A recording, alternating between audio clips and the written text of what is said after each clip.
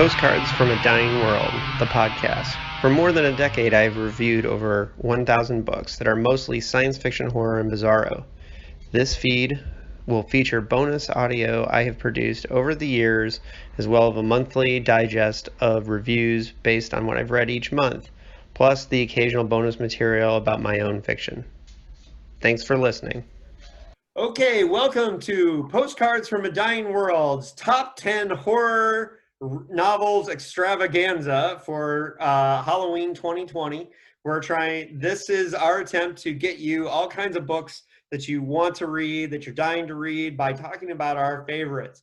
I've got 3 horror novel experts that I've gathered to join me for this.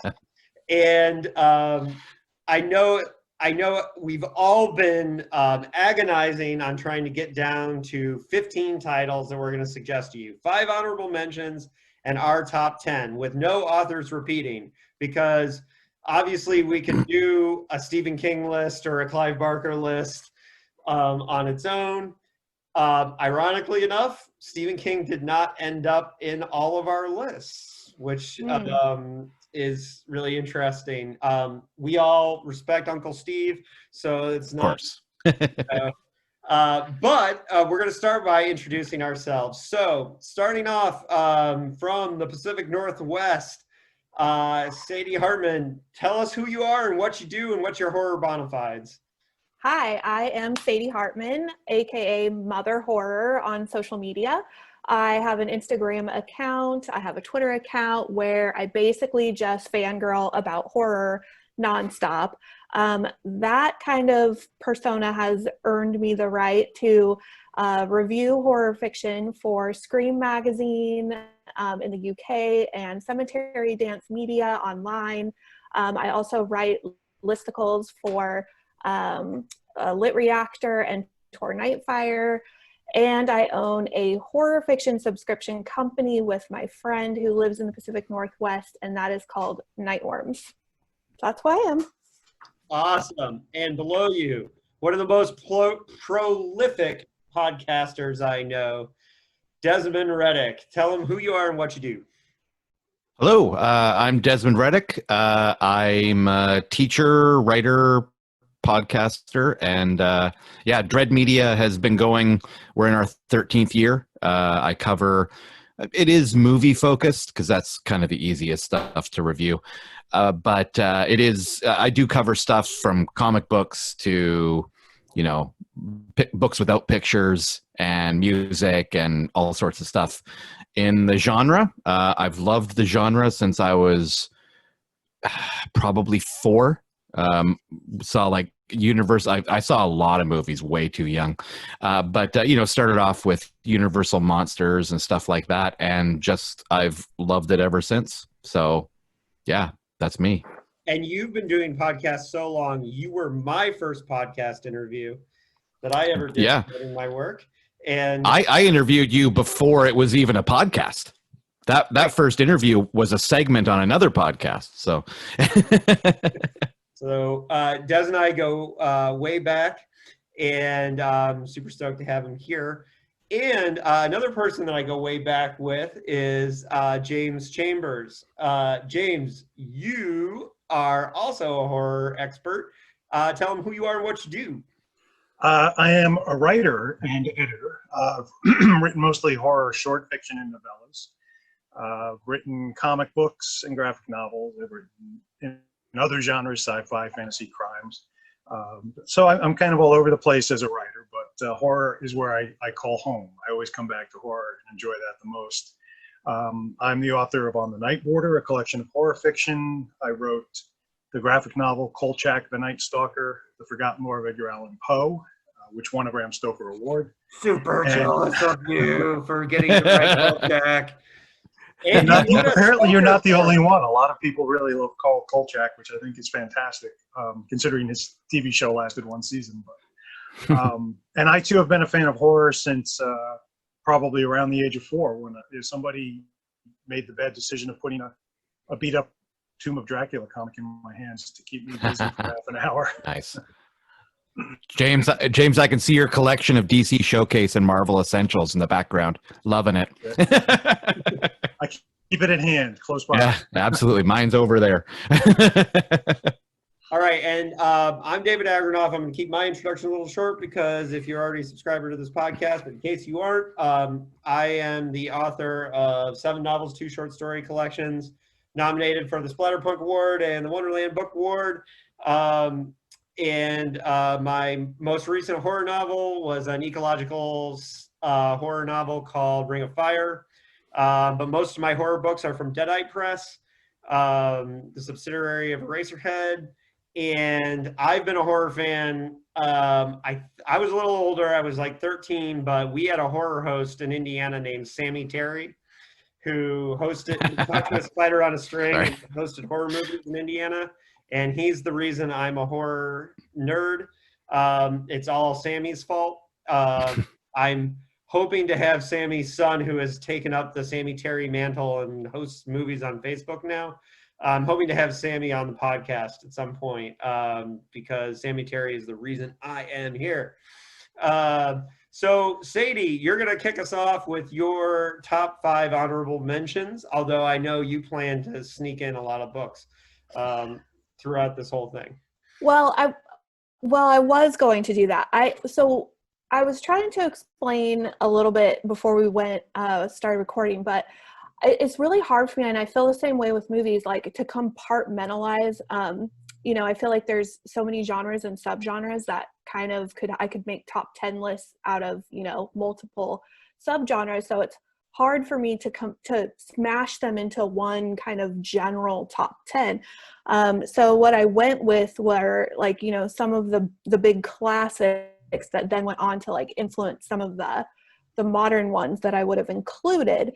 So I'll just do some of the top 5 that would have made my list, but they were influenced by the ones that did make the list. So one of them is The Ballad of Black Tom by Victor Laval. Great. I feel like that is, a huge monument in our modern horror canon right now. Yeah, that was on my short list. Yeah. So A Head Full of Ghosts by Paul Tremblay definitely would have made the cut, but I picked its grandfather, if that gives you a clue.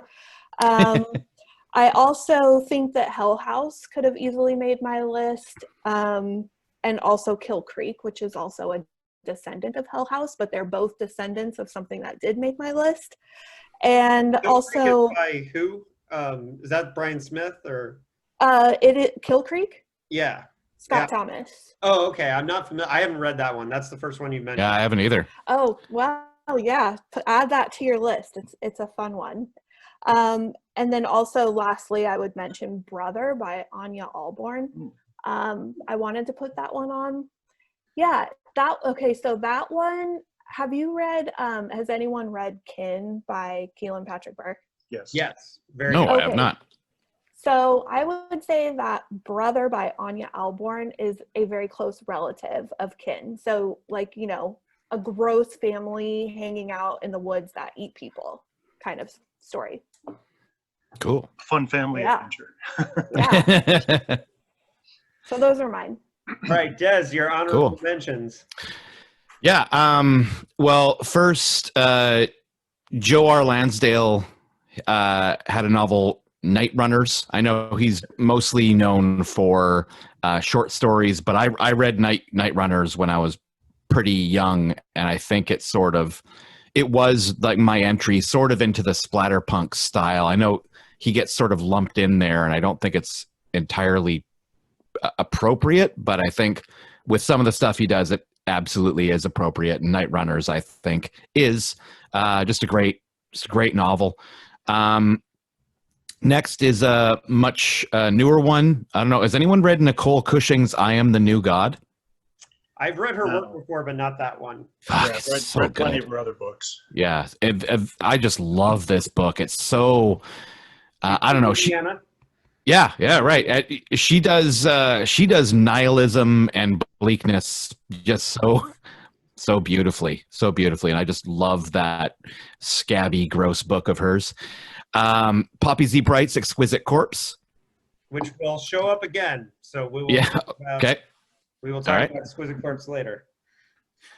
Brian Keene's Conqueror Worms, which I just find to be just so much fun, pulp horror with just a great. It's just a great idea.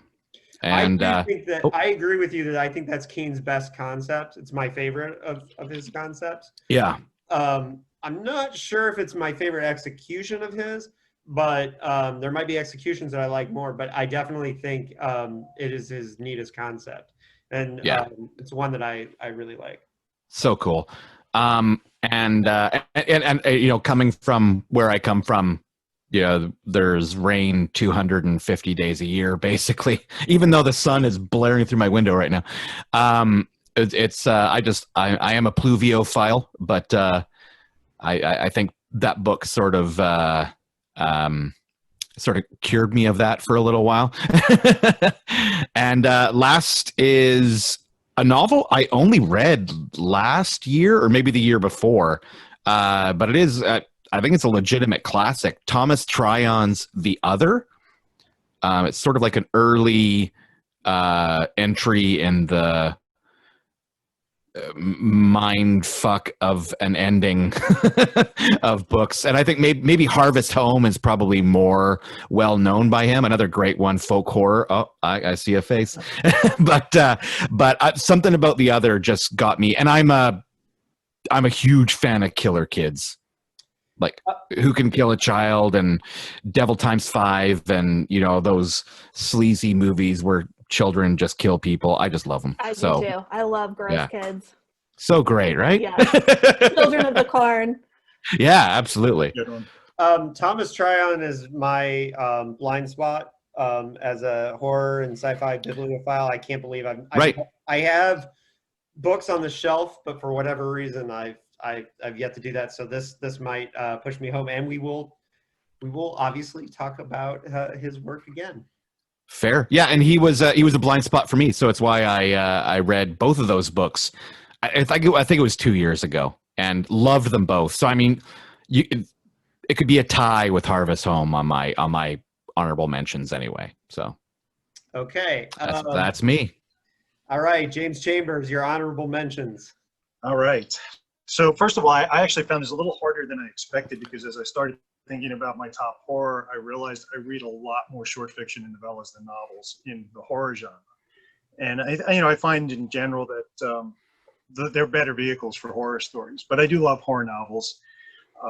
And so I had to put this list together, and I kind of want to do my runners up to the runners up, because there's at least 3 books I'd love to talk about, but I'll stick to the rules. The first on my runners up list is Salem's Lot by Stephen King. And I had to keep that on here somewhere because it's the first horror novel I read. I read that in grade school. Oh. And yeah, and I still have the copy I read. It's a beat up copy with a loose cover that was in like the lost and found at the school library. And I just fished it out, read it, and was hooked on horror. And kind of from there went into short fiction for a long time. The second book, there it is. That's not the copy I have. I actually have one of the black with the embossed. I love that cover. Yeah, that's the official TV miniseries tie-in. Right. Copy that cool. Is the same one that I read. This was brand new. I mean, I bought it used, but it was in brand new condition when I bought it. So. Yeah, mine was in pretty bad shape when I got it, and if had it landed in anyone else's hands, it would probably be tatters in the trash somewhere by now, but I'm taking good care of it. Number 2, The Light at the End by John Skipp and Craig Spector. And I picked that for a couple of reasons. One, it's a fantastic New York City novel, and I have a major sweet spot or soft spot for New York City books. But it's also probably the best thing Skipp and Spector did. And I know they had a lot of other books, and they were really, for a long time, David is disagreeing with me. That I'm disagreeing with you too, but I love that book. That's okay. We can talk. of their collaborations that I've read, that's my pick. Next up is Demons by John Sherman. Very, very out of It date is- novel too. That is such a great period piece now because a lot of it you could not modernize that book with. No, Right. there are subway lines that are crucial to that story that no longer exist, and that's one of the reasons I love it. Is it just works as a snapshot of New York City at that time. Demons by John Shirley is my next runner-up. That was a book I had taken a break from horror for a while, and when I came back, that was what I started with, and it just electrified me for the genre again years ago. And then my top two, I think, almost kind of go together, and these really came close to making my actual top 10 list, but I figure everybody knows them, and I'd rather focus on stuff I think maybe slipped through the cracks. But Frankenstein by Mary Shelley and Dracula by Bram Stoker. And if you're talking top horror novels, everything comes down the line from those in some fashion. They're just two of the greatest works of English literature, and I felt like we had to at least mention those. Yeah, Right. I'm always amazed at how great Frankenstein is. Yeah. It's a masterpiece, absolutely. Yeah, and Dracula too, because it has such a Of course, yeah. it has the whole kind of the letters and the weird structure, and it's Yeah, it's epistolary. It's a hard word for me to say. Yeah. There are also books that I've reread. I don't reread a lot of books, but I've read each one of those many times. So I keep coming back to them. All right, Sadie, number 10. Well, I feel like I need to kind of like piggyback off of what James said a little bit, because he brought up the novel criteria. So I was really careful with mine. I want to say that some of them do border on novella. I do read a lot more novellas and short fiction as well.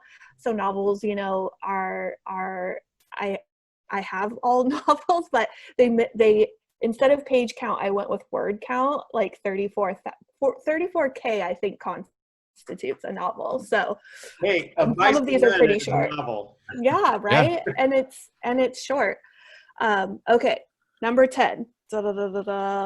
Okay, my number 10 is The Ruins by Scott Smith. Yeah. And the reason why I picked The Ruins by Scott Smith is I feel like for a man who has 2 novels under his belt that I know of, I think he's done some short fiction, that book has inspired probably every teenagers going out in the woods getting hacked up, or nature horror attacking teenagers, or The Ritual, by Adam Neville, probably piggybacked off of that one. Lots of nature horror books, movies, you name it. I just think that Scott Smith is responsible for a lot of that. So that's my number 10. Love that book. I have to show my first edition that I got because I scored this for $1 at a library sale. Wow. Nice. Yeah, isn't that nice? I am personally more of a fan of A Simple Plan, like his first novel, but I do like The Ruins a lot. So I good pick. But talk about batting 1,000 though. Yeah. No, the guy's got 2 novels and they're both fucking And great. they're both amazing. Yeah. And also it speaks to the unlikable characters, we can have unlikable characters and still be just as invested, because those people were bastards and we didn't care what happened to them, and it was just as exciting. Well, and his first novel was not a horror novel, and he wrote a very good horror novel, and he wrote a very good kind of greed crime novel too. So that's pretty good trick too. Because some people spend their whole lives building up to writing a masterpiece of horror, right? Yeah. Right. Yeah. That's okay. Speaking of a masterpiece of horror, Des, you're number 10. Well, I was nodding along to Sadie and agreeing, and actually with James as well, as far as reading shorter fiction. I love a novella. I think it is the perfect length for horror. I love short story collections. Novels. I know. But this one is a fucking tome, and it's a slow burn. But it's hard to deny the power of Ted Klein's The Ceremonies. Ted Klein. with this awesome edition that has this really cool cover. Ooh, cool. Ooh. Very cool. That is cool. Yes. Yeah, it was. I think my introduction into cosmic horror. Although I guess I'd read some Lovecraft before I read the Ceremonies. But yeah, it's just it's got this slow creep, and I love. I mean, I think like almost every pick. Mm-hmm. Yeah, I guess almost every pick that I have sort of is so it informs the way I write or the things I like to write, I think. And the Ceremonies was something that impacted me greatly when I read it. Now, this is interesting coming right after Scott Smith, because we made a big deal about him only having 2 novels. Well, T.E.D. Right. Klein, that's it. One. Wow. Yeah. He has a novella collection, and he has this frickin' masterpiece of cosmic horror, and he was donezo. Yeah. He never came back. And fucking grand slam in his first at bat and then retires. exactly. And for people who don't know, T.E.D. Klein, he was the editor of Twilight Zone magazine throughout the 80s. Right, yeah. So he made a lot of waves as an editor, and he had a novella collection, 4 novella collection called Dark Gods, which is also amazing. And I had a general rule that when I was in a used bookstore, if I saw either T.E.D. Klein book, I just bought it. And so I have like multiple copies. And so I just give it away to friends. And I had one, this is the one I protect, and then I have one that I read. Do you have one that you keep under your pillow at night? No. I like it, but it's not even on my list, which is funny. It didn't make my top 10. Wild, yeah. But I do love it. So James, you're number 10. So yeah, I think I'm going to be throwing the curveball here. My number 10 is The Secret Life of Souls by Jack Ketchum and Lucky McKee. I'm reading that right now. Good. More people should read it, and that's why I picked it. I was looking at the books on my shelf, and I realized, yeah, okay, Jack Ketchum has written some powerful stuff, and I do know a lot of readers who find him inaccessible because he is so dark. They just can't make the journey in some of his books, and this is one where he's not asking you to suffer through some of the stuff that he typically does, and yet at the same time, it really beautifully delineates all of the themes that you'd find in other books by Jack Ketchum. And it's a really deceptive book. It seems like it's 3 different books by the time you finish it, because he's doing literary sleight of hand throughout, misdirecting you, and then it's a sudden change of direction that is perfectly logical from what he's established so far, what he and Lucky established so far.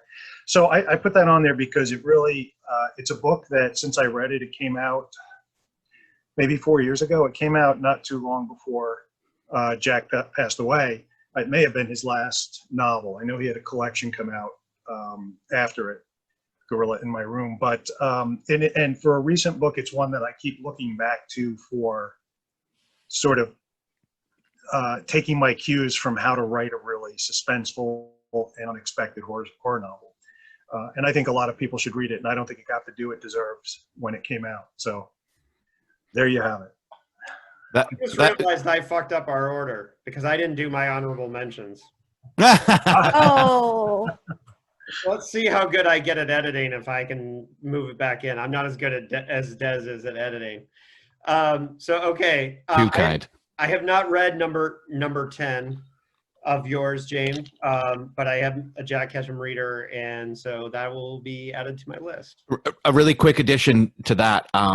I've been critical of the Ketchum McKee collaborations before, but I don't know. I think I'm about halfway through that book, and it's beautiful prose. Like, it's just magical. It's just gorgeous. Like, it reads like early Barker to me. That sounds great. All right, so I'm sorry, everyone. I messed up our order, and I'm going to give my honorable mentions before I give my number 10. Shame. Okay, my first honorable mention is Perfect Union by Cody Goodfellow. This was on my top 10 list for many years, and it got bumped by a few newer ones. And I apologize, Cody, but it's still getting an honorable mention. It's somewhat kind of personal bias because I was friends with and living in the same town with Cody when he wrote it. And I remember hanging out with him and saying, "What are you working on, Cody?" And he said, "A haunted house novel with bees who turn you into communists." And like, that was so insane that like from the minute he told me that, I was like, okay, I got to read this book. It is Cronenberg body horror, insane, weird, redneck, haunted house, mind fuckery. It is a totally bananas, bizarro horror book. I love Perfect Union. Speaking of weird horror, because that's what apparently is in my honorable mentions, is Last Days by Brian Evanson, which is a book about a cop who infiltrates a mutilation cult. And that is a really weird and great fucked up book. Brian is a master of horror short fiction, but that is, and my favorite of his novels is Immobility, but that's science fiction more than horror. And The Shining by Stephen King is on my list because it is the first horror novel that ever freaked me out. And I am a believer in the novel, not the movie. I'm not a fan of the movie. I'm a fan of the novel. I just want to get that out there. Amen. Yeah, and that book is the first book to ever really freak me out because I'm terrified by isolation. And when you read it, I read it as an adult, then the parenting thing and the alcoholism scared me in a totally different way. This might be a cheat because this is considered a science fiction novel, but I believe it is every bit as much of a horror novel, and that's The Three Stigmata of Palmer Eldritch by Philip K. Dick. That is an absolutely terrifying book. It is about an acid trip gone bad, but it is also about insane, dark, cosmic, weird gods, time being meaningless. It's about the horrors of living on a planet that doesn't support your life in Mars. And it is a absolutely horrifying book, and it is his masterpiece. And I do a podcast about Philip K. Dick, so I'm going to cheat and put it in there. And then another science fiction novel that I think is equally horror is Kindred by Octavia Butler. And that's my last pick. It's a woman of color gets sent back to the antebellum South through reasons that don't really matter. But this is an absolutely brutal and terrifying novel, and Octavia Butler could write the shit out of dread, horror, and just awfulness. Known as a science fiction writer, she is a hell of a horror writer as well. So that's the end of my honorable mentions. Number 10 on my list, and I'm sorry I've talked for so long because of that. Number 10 is A Matter of Blood by Sarah Pinborough. And this is the first of a trilogy, which was released in England as the Dog-Faced Gods trilogy, which is more than just a Testament song. It's also the name of her trilogy. But it was released here as the Forgotten Gods. And the first book, A Matter of Blood, is a grim and insane dystopia about the economic collapse of Britain that also has one of the weirdest and most fucked up serial killers ever in a book. And it is completely unsettling and a great setup for an entire trilogy that's really awesome.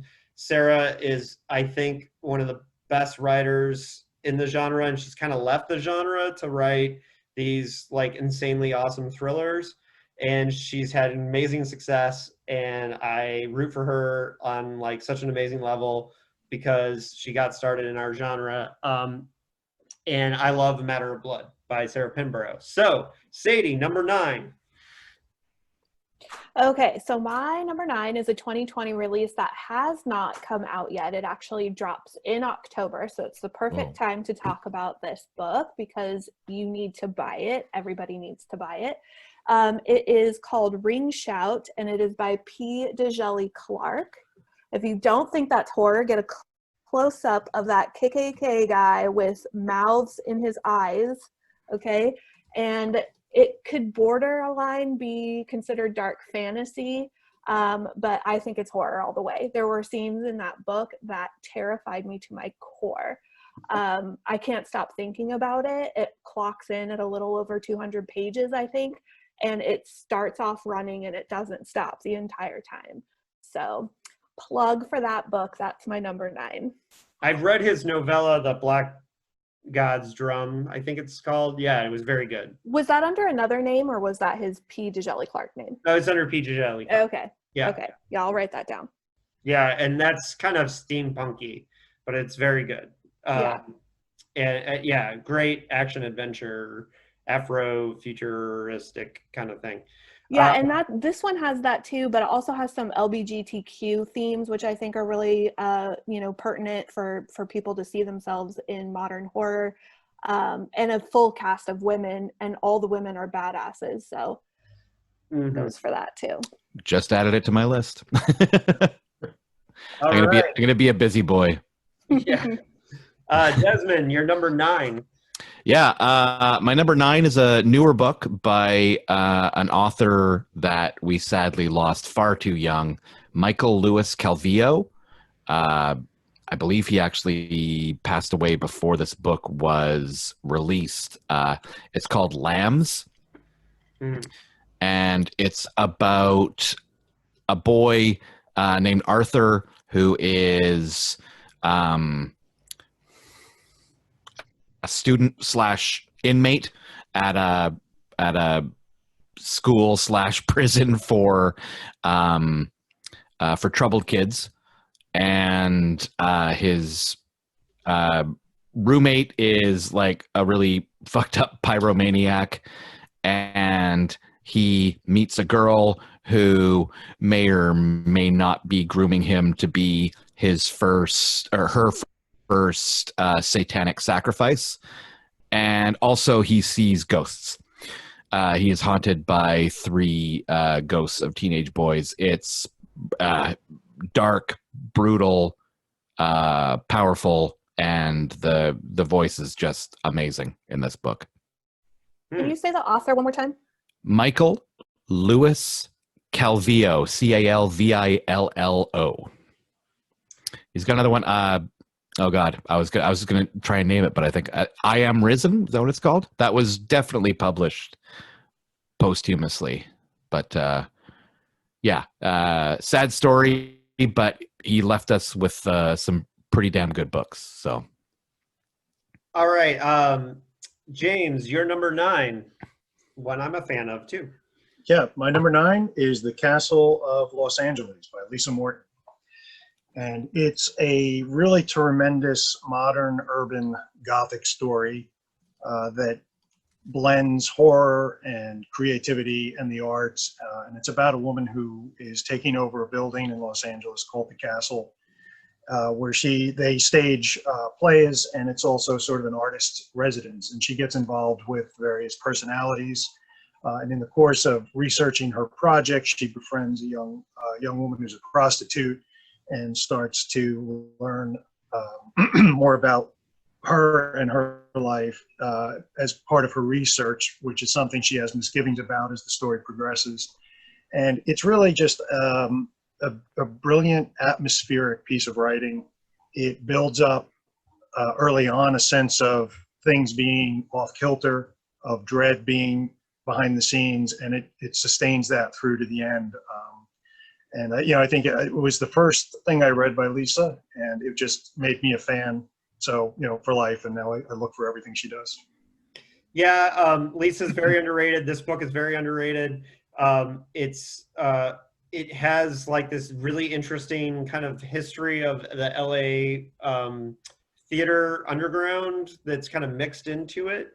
And it's whenever you write a haunted anything, you have to come up with a really good reason why the person wouldn't leave or just get out of there. And the Castle of Los Angeles has one of the best answers for that. It's one of the things that makes it very strong. And yeah, I agree. It's really good work. Very underrated. Good pick. And my number 9, James, are you ready for me to go? Like, are you done? Please, yeah. Okay. Number 9 was one of Dez's honorable mentions, and that is Exquisite Corpse by Poppy Z. Bright. Exquisite Corpse is one of the nastiest, gnarliest, grossest books ever conceived. If you are not disgusted by any part of it, or not disgusted by some of it, there's something wrong with you. But at the same time, there is a very strange love story at the heart of Exquisite Corpse that makes you feel really uncomfortable because, like, it's working in some weird way. So Exquisite Corpse is basically a love story between 2 serial killers. But it also does an amazing job of making you feel for their victim. And at the same time, like, just the level of uncomfort you feel reading this book is something that has never, I've read it twice, and even the second time I was just like, what the fuck, as I'm reading it. And there's very few books that have ever left me feeling that scarred. So Exquisite Corpse by Poppy Z. Bright. Des, it was one of your honorable mentions. Do you want to say anything else about it? Yeah, the first time I read that book, I was 9. What the hell? That is not a book for a 9-year-old. I know. I funnily enough, very, very quick story. Billy Martin sells New Orleans themed stuff on eBay, and Billy Martin is Poppy Z. Bright, for those that don't know. And I bought a palmistry set. It's like a porcelain hand with all the lines on it and a little book that tells you how to read it for my girlfriend's witchy daughter's birthday, and gave it to her, and she loved it. And then I messaged Billy and I said, hey, Billy, I bought that set from you a little while ago, gave it to my girlfriend's daughter, and she loved it. So thank you very much. And then I said, also, I'm a fan from way back, like 2 way back. I was way too young when I read Exquisite Corpse, and Billy was excited about that. So a twisted, gross thing that, again, it shaped this horrible thing up here. Yeah. That was a tough read when I was an adult. I can't imagine Yeah. Okay, so Sadie, your number 8 is my number 8. So introduce it, but we'll talk about it when we get back to me. So Okay. So my number 8 is Bird Box by Josh Malerman. Oh. All right. That is also my number 8. So when we come back around to me, we'll talk about that, and I'll give you another chance to talk about it. Desmond, your number 8. Yeah, so my number 8 came to me on my podcast. I'd interviewed Greg Lamberson several times, and he got me in contact with this author, and he said, hey, this guy wants to come on the show, and he wants to chat. And Jeff Strand, who I met shortly thereafter, sent me this book in the mail, and this book fucking devastated me.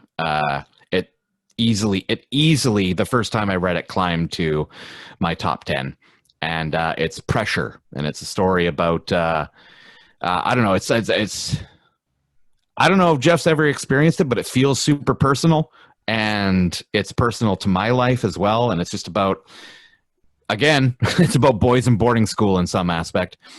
But it's about this guy who meets somebody in boarding school who is quite probably a very bad influence on him. And then they run into each other again at like the college age.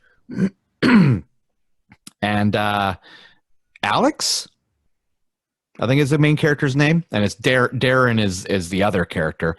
And so Alex then sort of realizes, holy shit, this guy's messed up.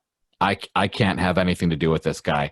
And then the third timeline is when he's older, married, wife and a kid, and then Darren comes back, and Darren is a full-blown fucking psychopath, and it's just so like haunting and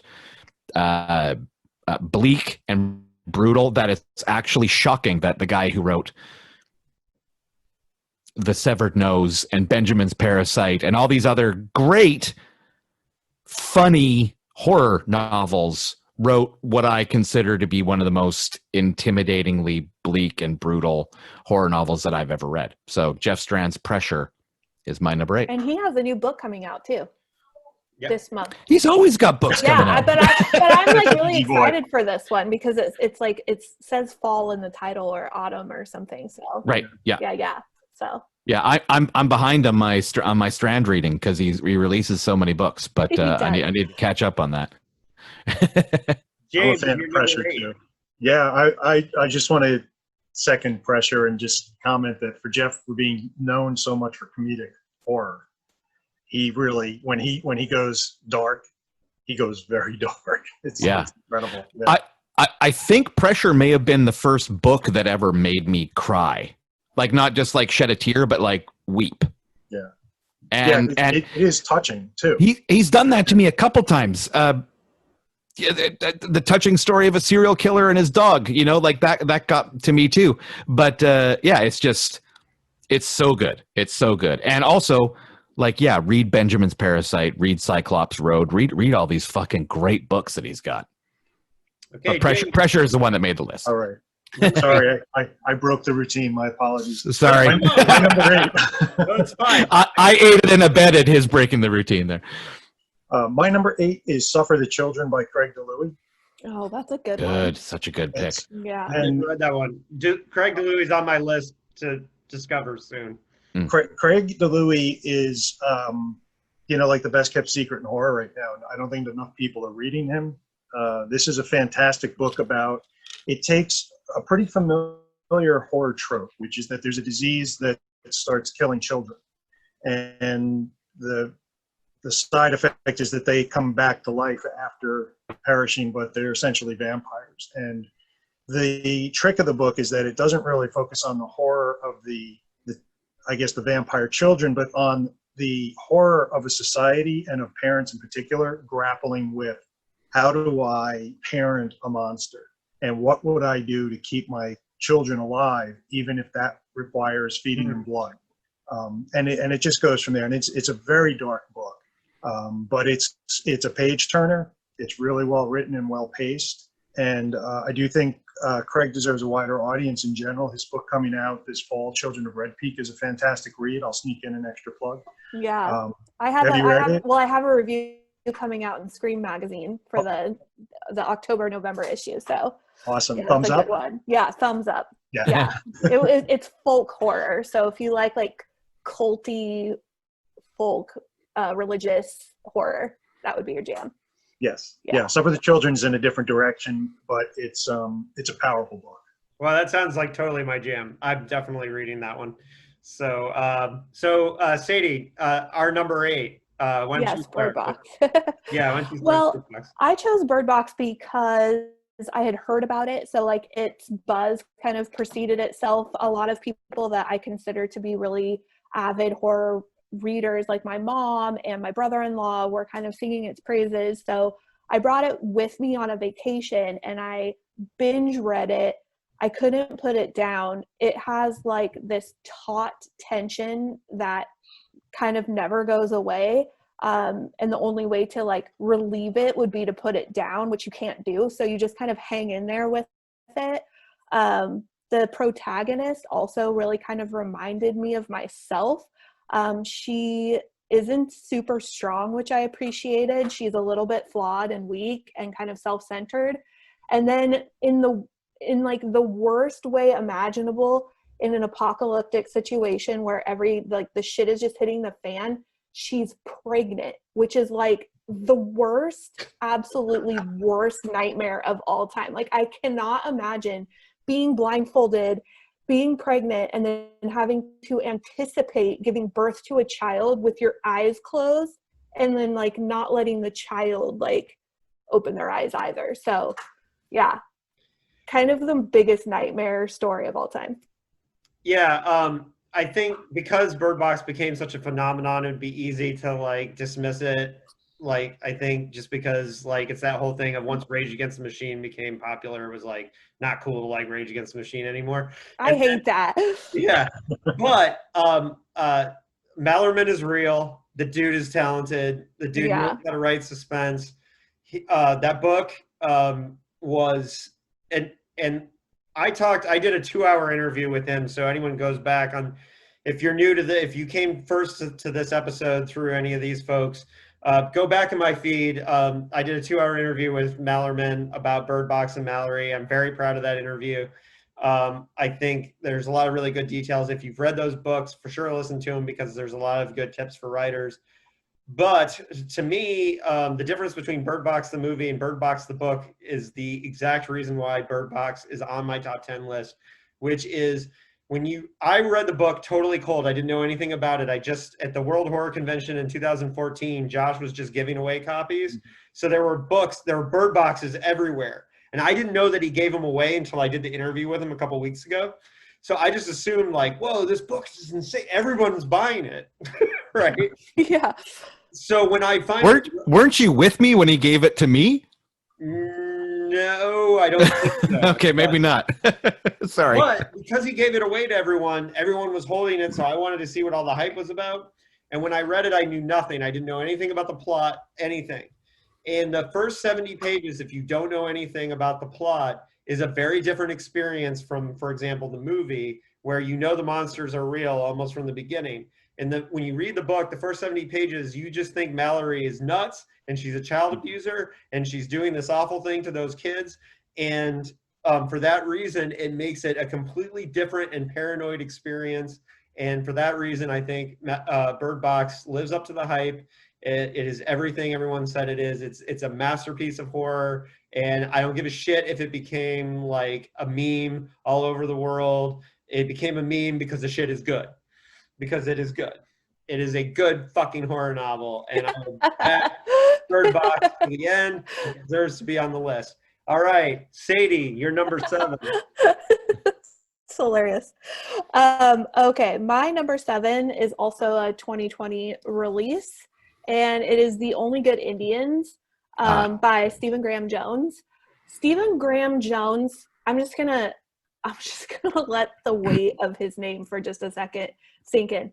This man is modern horror. Like, his storytelling voice is wicked sharp.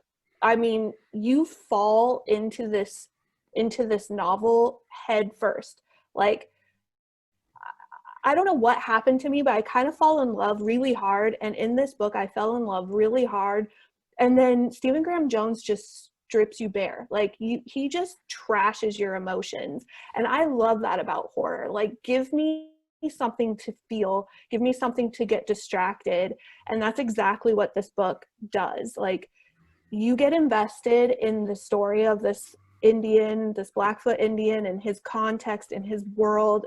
And then you just don't breathe for the rest of the novel.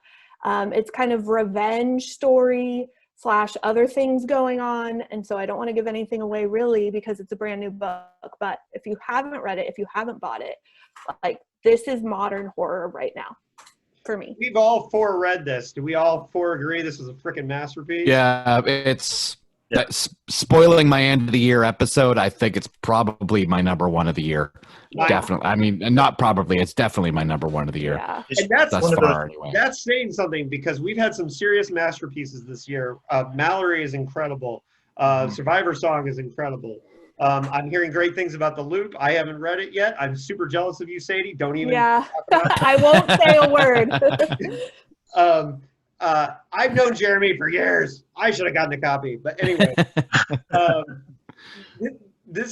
this year has had all kinds of incredible Mexican Gothic by Marina Garcia.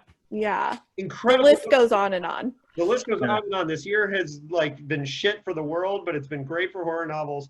And Only Good Indians is a freaking masterpiece. And yes, again, I just interviewed Stephen, and so that's on the feed. I'm also quite a fan of that interview.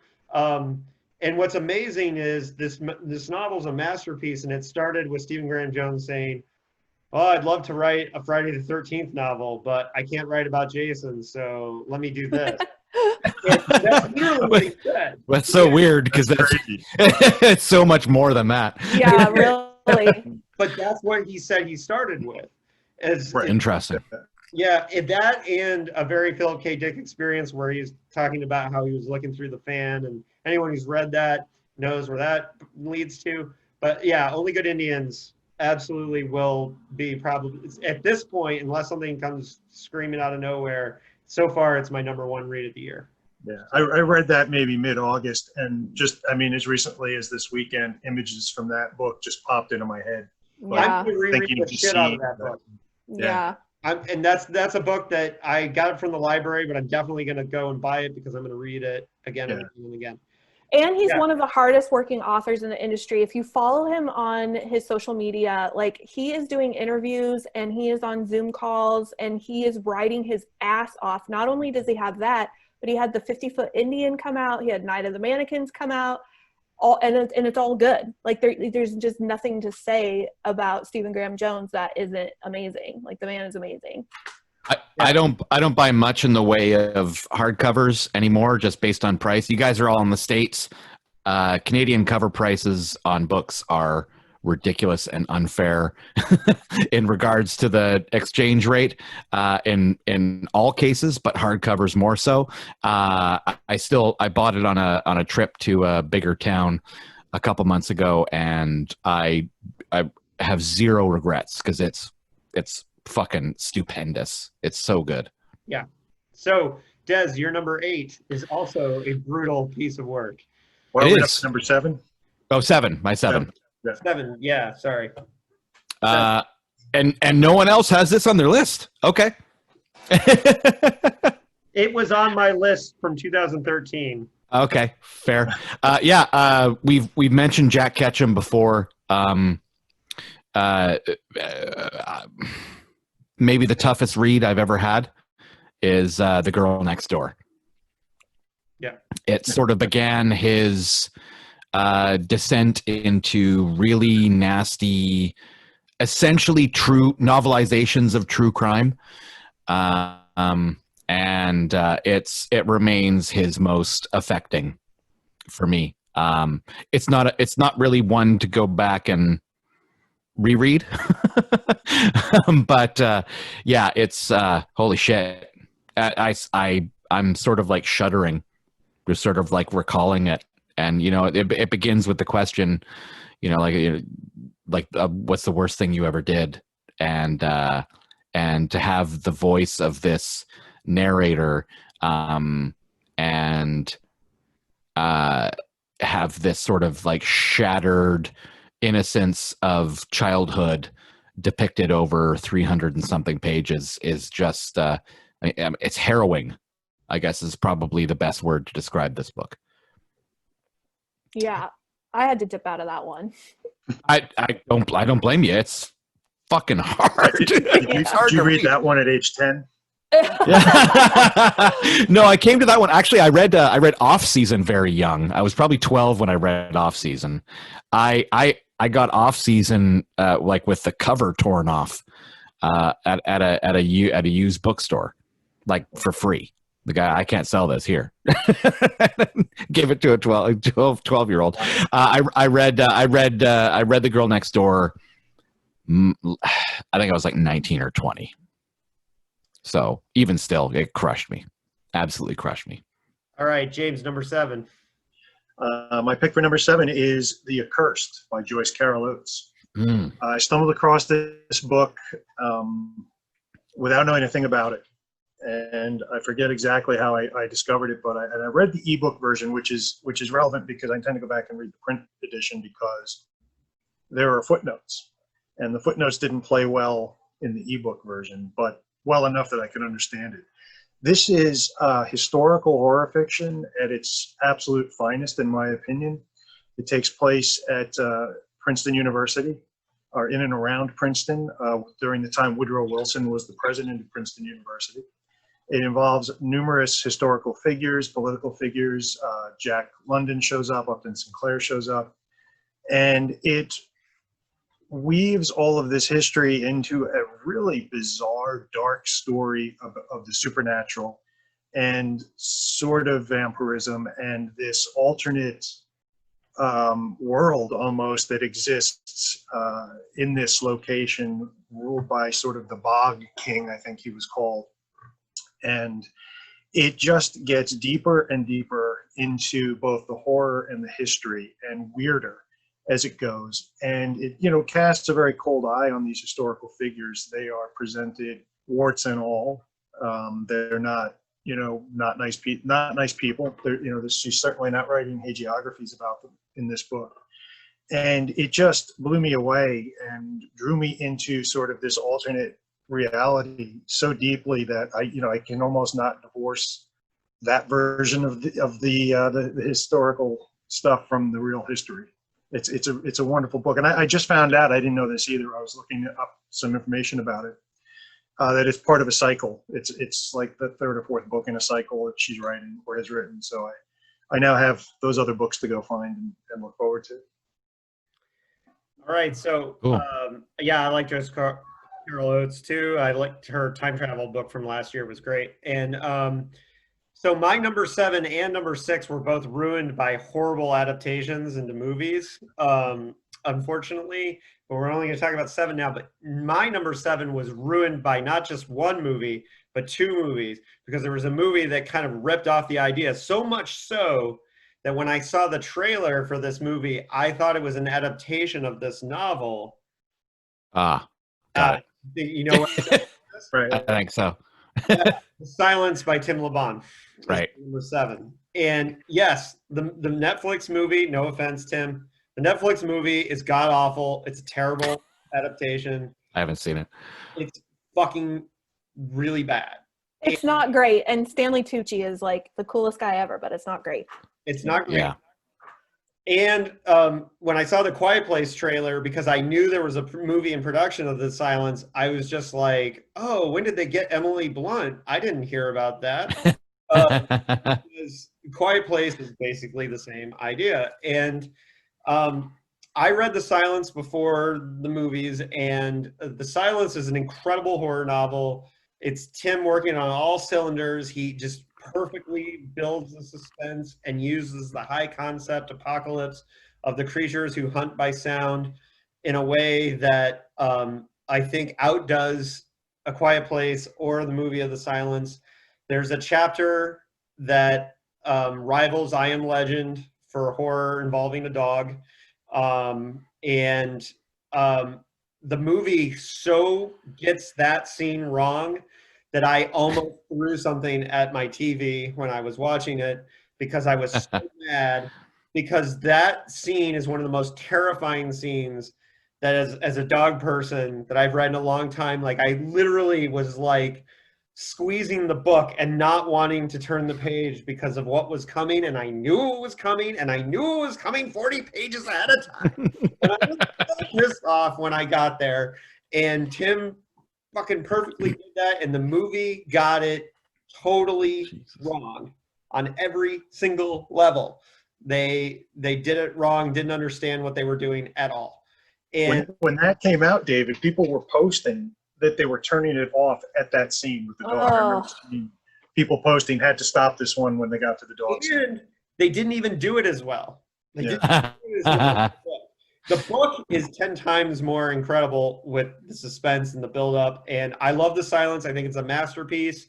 I hate the movie because I think it totally got it wrong, which is the same thing I can say about number 6 when I get there.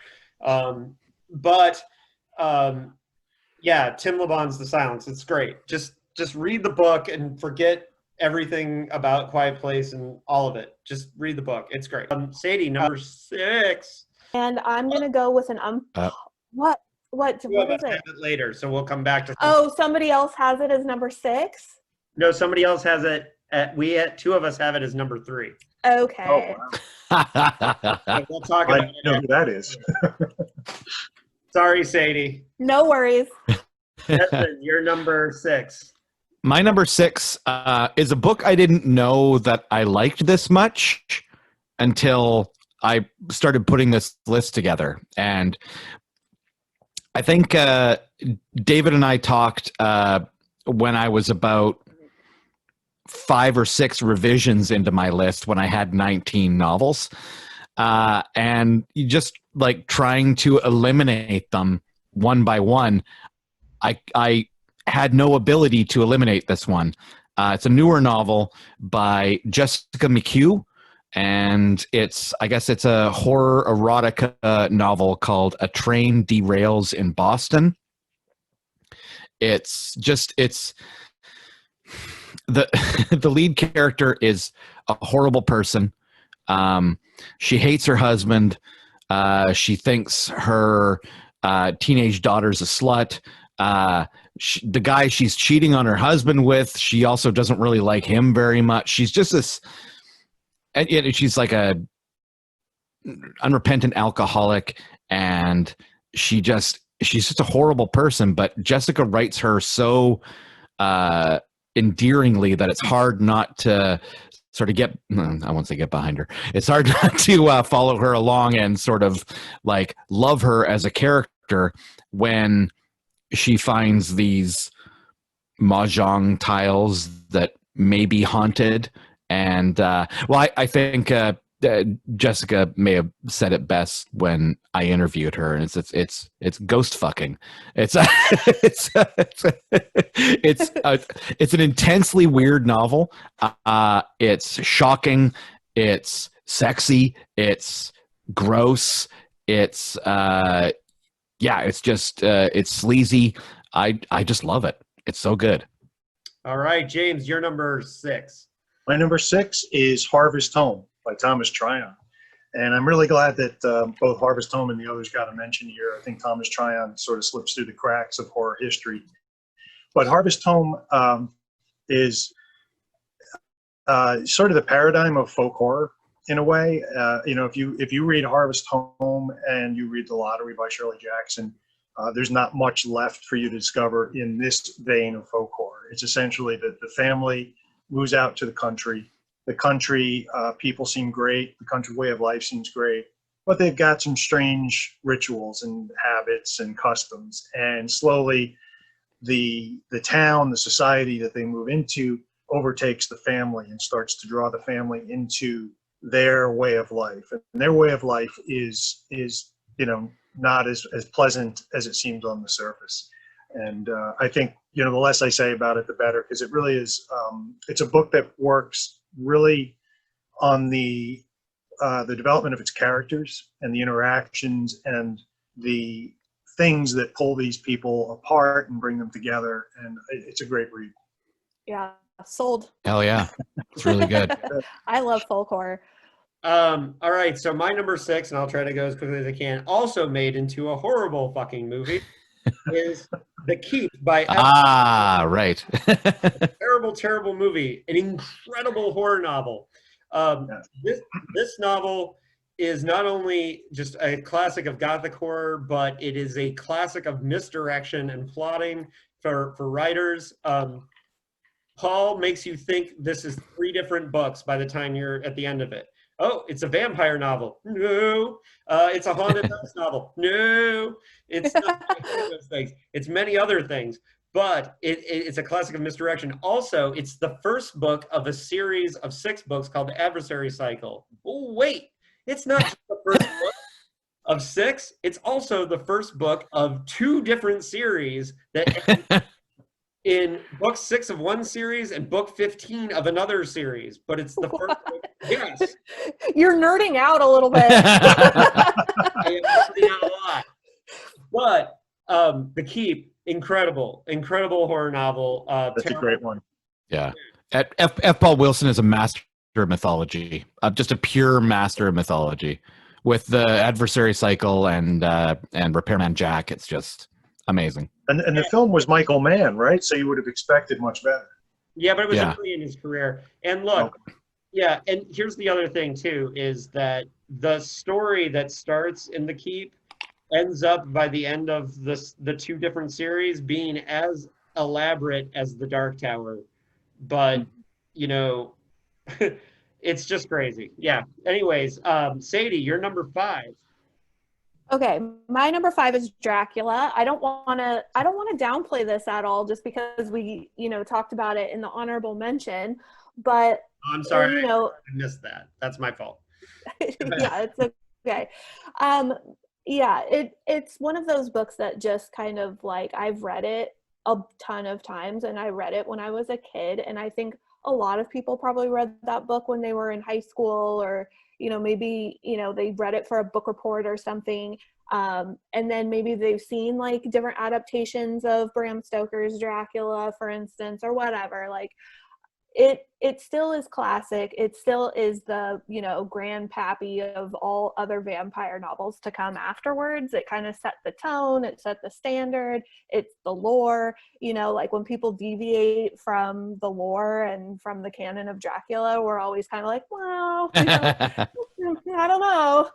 So it deserved to be on my list. I wanted to replace it with a couple other things, and I just couldn't do it. Understood. Des, you're Classic. number 5. Yeah, my number 5. I'd read a couple books by this author before I read it. Read this shortly before interviewing him. Another author who sadly passed away too young. J.F. Gonzalez's Primitive. It's got a very sort of typical plot for like a novel, for a zombie novel. And but instead of zombies, it's just sort of like the mass of people devolve into like caveman tendencies, and like civilization drops out, and it's just about a man and his family and the people that they meet trying to make it through this weird new world that may also include ancient dead gods and lots of mean, naked, hairy people running after him. It's just so great, and it's another one of those that like influences a lot of what I write. James, your number 5. My number 5 is another piece of historical horror fiction. I discovered making this list that I have a taste for historical horror fiction. It's The Stress of Her Regard by Tim Powers. And it's essentially a vampire novel, but it goes way beyond that. And the main characters are Byron and Shelley and Keats and various other historical figures that ran in their circles. Polidori is in it. We're all familiar with them because of the stories about the Via Diodati and how Frankenstein was written. And this goes way beyond that into sort of where creativity and sacrifice meet, and where immortality and I guess creativity kind of connect as well. And the vampires in this will pose as muses in a way, and they latch on to somebody with a creative spirit, and there's a price for what they give you. So in essence, they're giving you the ability, the inspiration to produce work that will last forever. But you're going to pay for that in various ways, whether you die young or the people around you die or various other things. And there's a lot more to it, to the mechanics of it. It's beautifully written. It's really well researched. And it's about how they try to break away from the hold of these creatures. And it goes into a lot of unexpected places. And again, so the alternate history here is so well created and so well rendered that I almost prefer that to the real history. Well, my number 5 we'll have to come back to at number 2 because somebody has it at number 2. But speaking of vampires, fuck. I Am Legend by Richard Matheson, who we'll come back to at number 2. So Sadie, let's see, number 4. Number 4. Okay, so this might be a cheat, and you guys can determine if you think it fits. But for me personally, I chose Come Closer by Sarah Gran because it deals with demonic themes. It deals with psychological horror. I think the marketing of horror has changed significantly, and women can now kind of, write under the horror umbrella. But I think earlier in the 2000s and in the 1990s and stuff like that, I think most women were marketed as thriller authors, and so this might have fallen under the umbrella of a thriller, but it's horror. I mean, I was like you said, gripping the book, like, terrified. And then I also started thinking, am I possessed? Because there's kind of a checklist in here, like, oh, she's kind of making, she finds some, or I'm not going to say, it's a really short read, bingey read. And yeah, you'll feel kind of nuts after you read it. Well, I think it counts. I'm all for expanding the horror instead of narrowing it. So, well, also you guys can totally own me on all these classic horror, because I kind of went, my horror was really, really, mainstream for a really long time. And then I didn't read all of these like paperback pulpy kind of things. So, you guys have I've been writing it down, like all the books that you guys have been recommending. Like, I mean, I've got a list. Well, that's the idea. We want all listeners to do that too. Des, you're number 4. We're at 4, right? Well, yeah, we're at number 4. I've got a list of 11 books going so far just from this podcast. So that's awesome. My number 4 is an author who was a blind spot for me for quite a while. Have been diving into it in the past. The blind spot? Yeah, fuck. That's a really bad joke. It's a good joke. I kind of felt like I don't know. I think I sort of prejudged him as sort of a one-trick pony. But man, have I really loved reading Bentley Little these past, say, 4 years. And I mean, he's got so many great, he does this bizarre, I guess there's like bizarro elements to Bentley Little, I think. And then also just like sort of deranged, depraved satire that he's famous for. And I mean, I could pick a couple books, but I think the one that affects me most is The Mailman, which the main character is a teacher. It's the first day of summer. He's got a list of things that he needs to do from his wife, building a shed or whatever. And it just so happens that the small town's mailman committed suicide. And his replacement is this weirdo, this pale weirdo with like bright orange hair. And all these letters start getting delivered to people throughout the town with their deepest, darkest secrets. And their Dave just gave me the keep going, and that I don't know if I can keep going, but he delivers this mail. I mean, like some of it's like shocking. Like somebody's brother who was in Vietnam. He gets letters from this person who's clearly been dead for ages, but it contains, like Polaroids of the horrible things that they did when they were in Vietnam. Just pure, insidious brutality. And it's really, again, it's just about this small town that descends into complete and utter horror chaos because of this one figure. That descends into chaos? Yes. That sounds somewhat similar to James' number 4. Oh. Yes. In Darkness Waiting by John Shirley. I'll try to keep this short. It was tough for me to not include more John Shirley on this list because he does what I hope to do as a horror writer, which is write beautifully about ugly things. And books like Sellers and there was another one I had on my list. I'm blanking on which one it was at the moment. Oh, Wet Bones. I had to cut. And I kept In Darkness Waiting because you got. I knew you'd have the other that. thing. I figured David might have some of those too.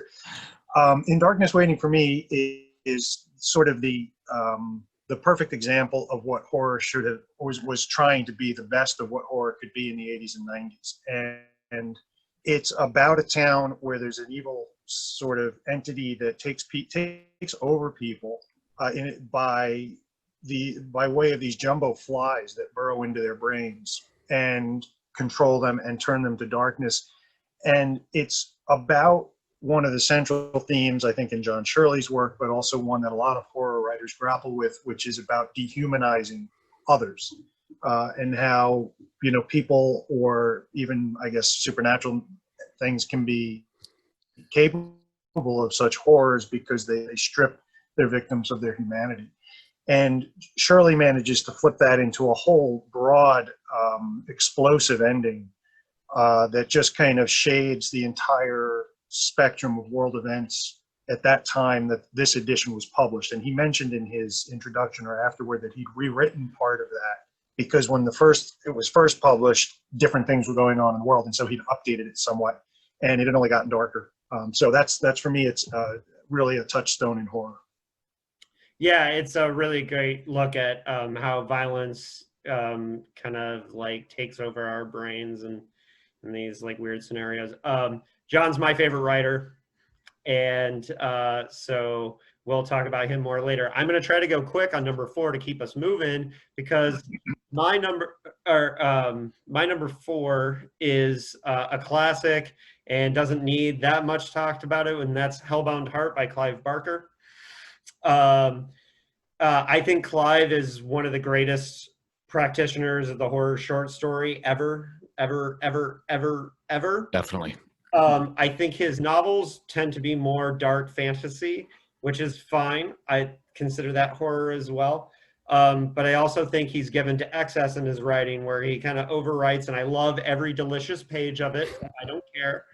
That being said, what is great about Hellbound Heart is it's short, it's perfect, it's just neatly packed, and yes, it became Hellraiser. Yes, it became one of the greatest horror movies of all time, but there's a reason. It's a great story. It has all the Clive Barker elements, the dark fantasy, the crazy psychosexual weirdness, the all that stuff. It has, and it's perfect horror. It's scary. It's freaky. It's got a weird family. It's everything you want in Clive Barker. So Hellbound Heart is my number 4. Sadie, your number 3. My number 3 is The Exorcist. So do I get to talk about this or was Yes. Okay. We get to talk about Swan Song, I promise.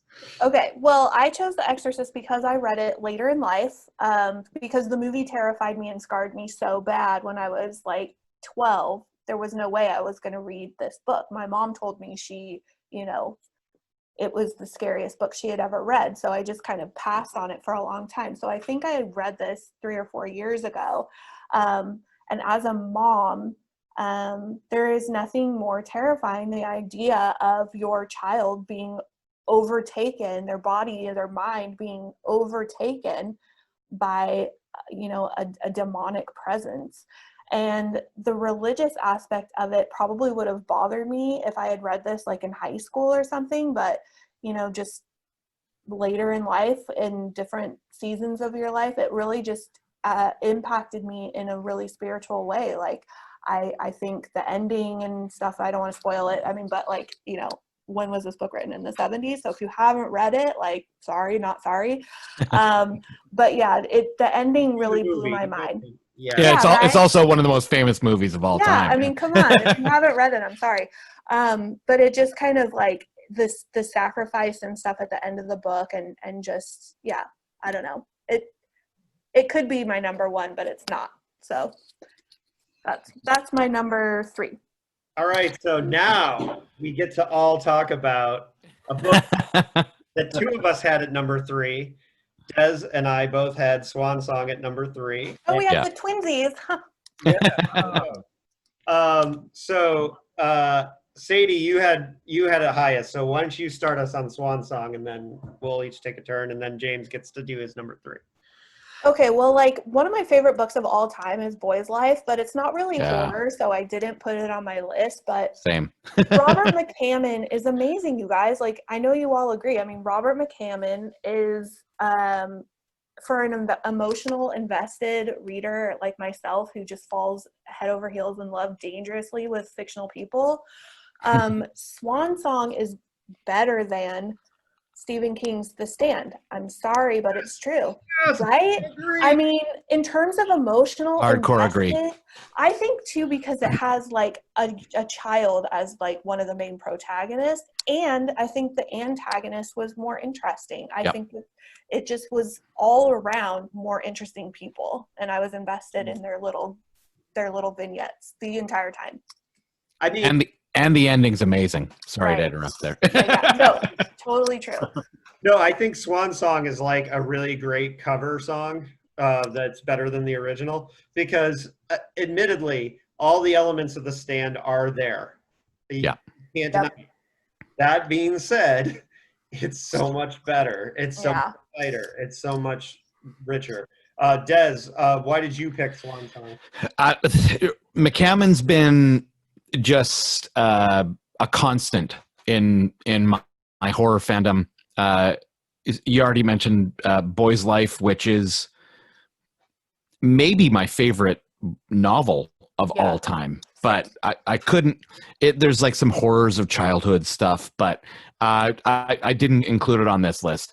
And even like Stinger, which is quite possibly the greatest pulp monster book of all time, just really fucking great. Swan Song crawls inside your head and stays there. It doesn't. Now, the only version of The Stand I've read is the complete and uncut version, which includes several errors. And the longest prologue ever. Yeah, yes, absolutely. And I love The Stand, but it just can't compete. It can't compete. And Swan Song is just so publication version of The Stand as properly edited version. Right. Yeah. Well, there's that whole thing. Like I think in that prologue, they say that he never left his hometown, but then pages later he fought in Vietnam. I'm like, well, which one is it? So I think that sort of colors my viewing of The Stand a little bit. But anyway, we're not talking about that.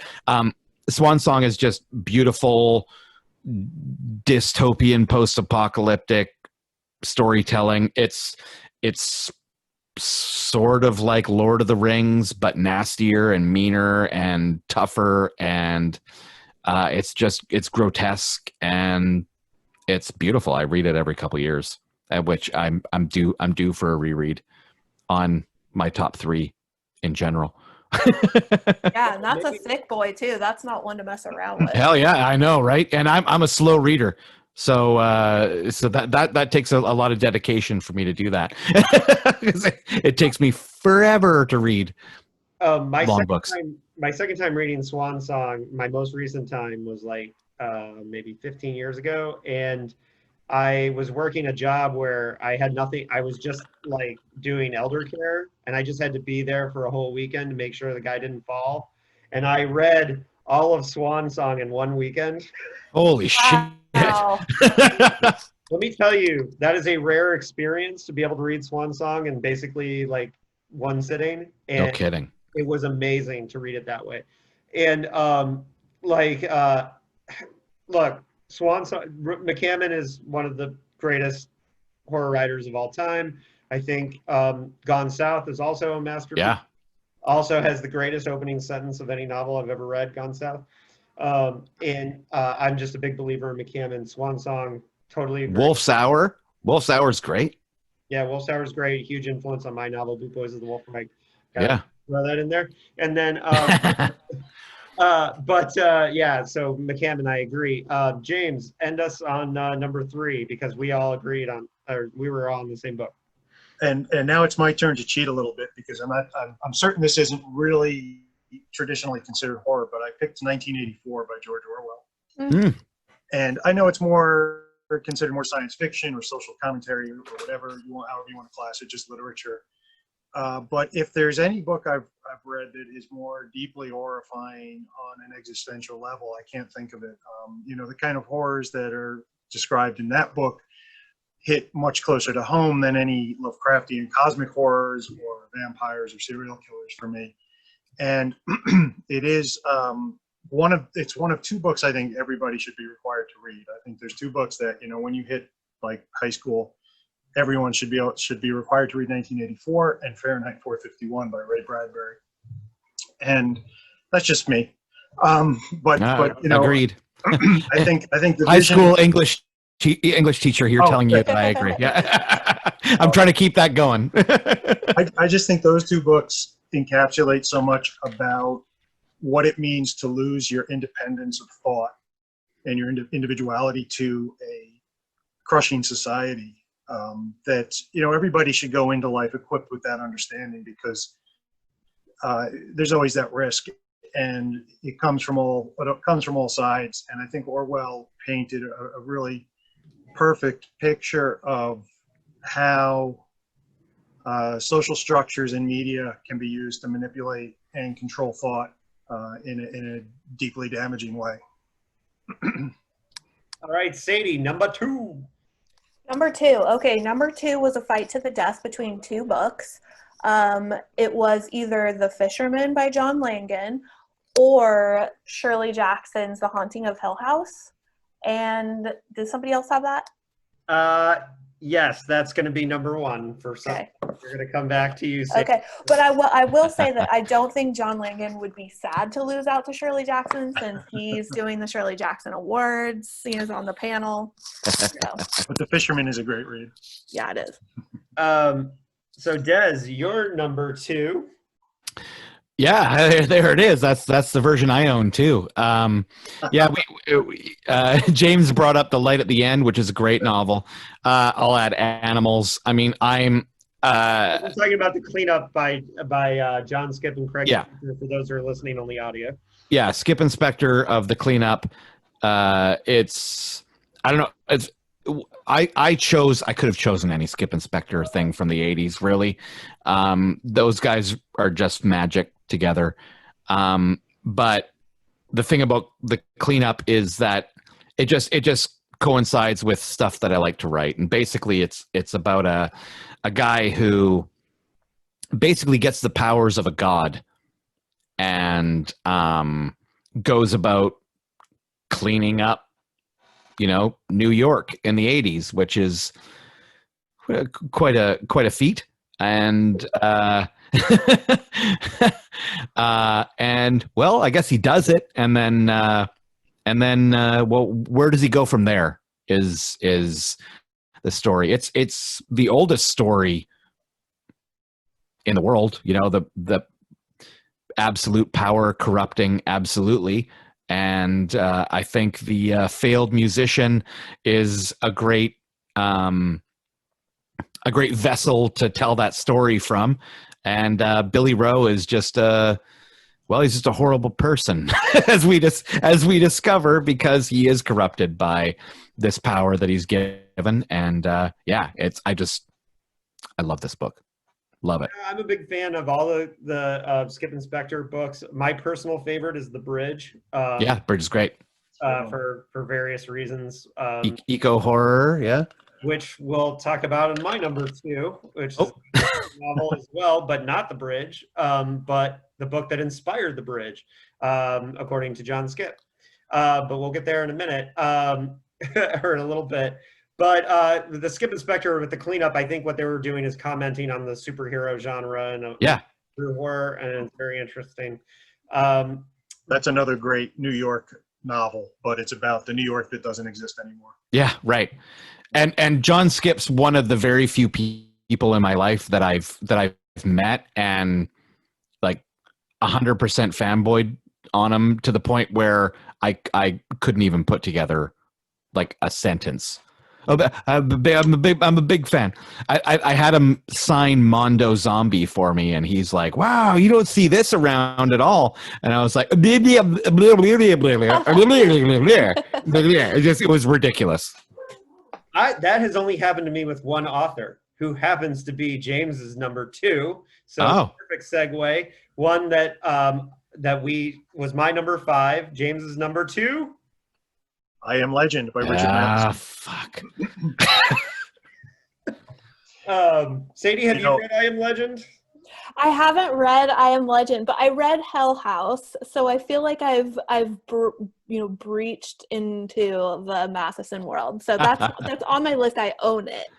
Okay, so James, why did you pick I Am Legend as your number 2? And then I'll If we consider Dracula as setting the stage for horror and kind of creating the vampire, Matheson dragged it all into the 20th century with I Am Legend and brought in just enough of an element of science to make this really something different from the traditional horror and bring the idea of these undead beings, into a modern setting.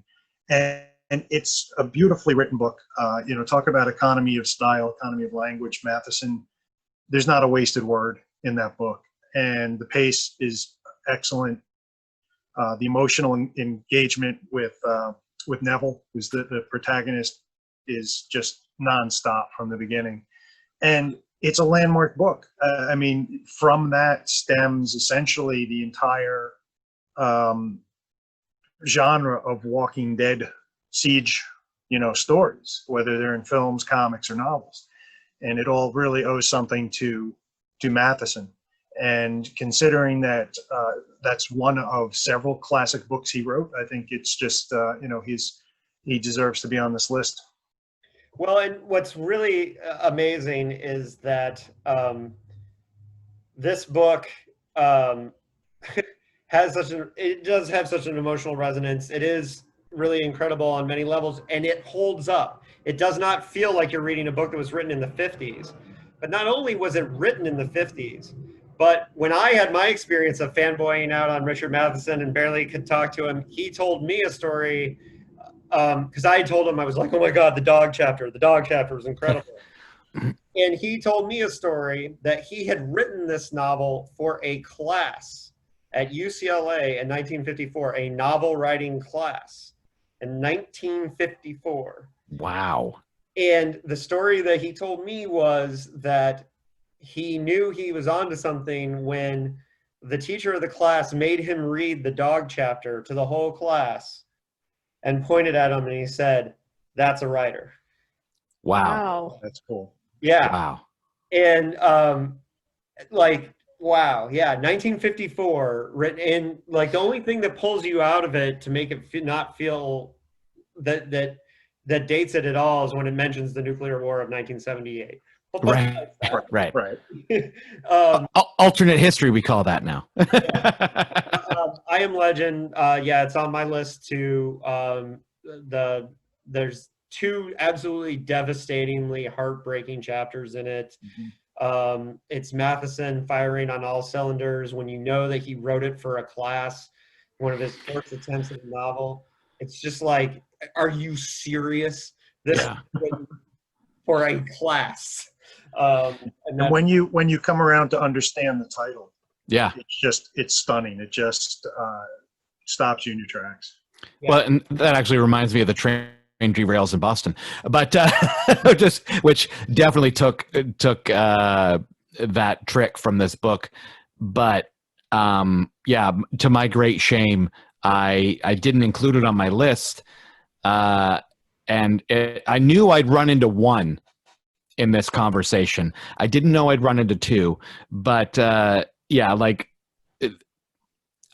sort of consider I Am Legend like 1984 and like Of Mice and Men to just be like a classic of American literature. I almost don't even consider it horror. Like, it's just there and it's always been there. It's a masterpiece of science fiction as well.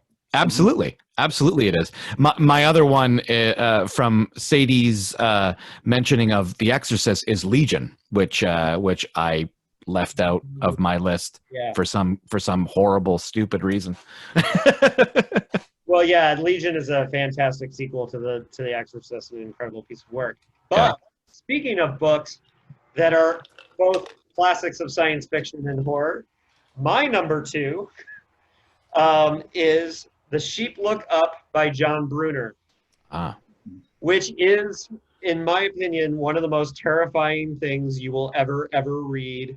It was particularly terrifying because we recently did an episode of the Dickheads podcast about it. And to reread this book early in quarantine was, and coronavirus time, was particularly frightening because there were many parts of this book that were happening in real time in our world.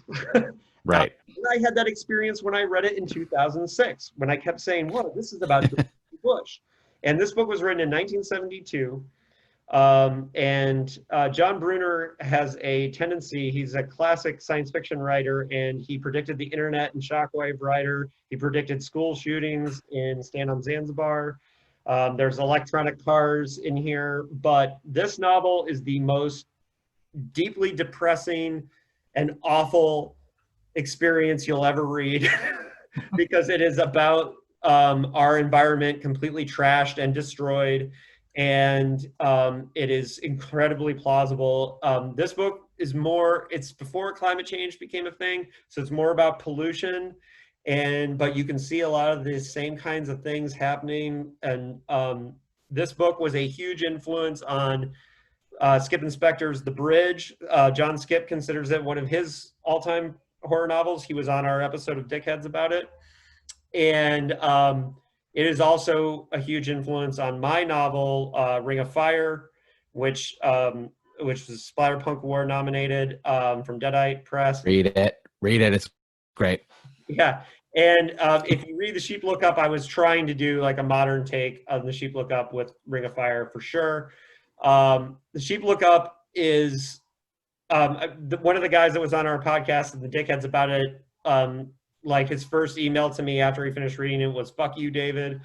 It is because he said it was the most depressing book he ever read. And yeah. I'm definitely Sign me up. Reread of that. I'm not saying it's a pleasant read, but No. But it is a powerful read. And there's 4 books that Brunner wrote in the late 60s, early 70s that are considered his masterpieces. The Jagged Orbit, which I have not read yet. Stand on Zanzibar, which is about overpopulation. It's the one that talks about mass shootings in it, which is also a masterpiece, but what I consider one of the best science fiction novels ever written. Shockwave Rider, which predicted the internet in 1972 and is one of the weirdest books you'll ever read. And then The Sheep Look Up, which is a sci-fi and horror masterpiece. And I cannot say enough about this book. It is absolutely fucking incredible. That's the only one of his I've read, and I'm due for a reread, but I guess I need to read some more John Brunner. Oh, yeah. read more Brunner. Yes. Yeah. Brunner's incredible. And Great writer. so, Sadie, The Haunting of Hill House, which is also, well, no, we'll come back around to it. What's your number one? We got to do your number one. And you can do The Haunting of Hill House when we get to...